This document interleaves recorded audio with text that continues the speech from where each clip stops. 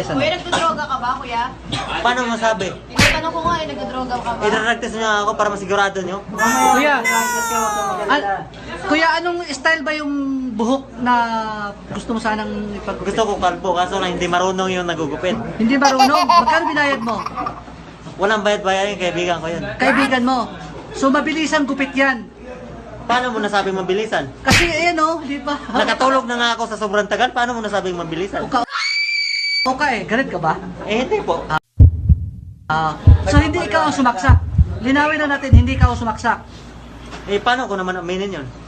So nagsinungaling ka na hindi ka ikaw. Nasinungaling ako na ako yung sumaksak dahil nasasaktan na po ako eh. ano? Tingnan mo. O yan, namamaga yung paa ko. So namamaga. Tingnan mo yung pusas ko. Oh Tingnan mo, ngayon lang my yung God. ikaw sa sarili Yung ko. buhok, yung buhok. Yuko ka. Yung buhok, ayan, di pa tapos o ayun o, sugat-sugat pa. Yung upa, patingin nga, kuya, patingin mo.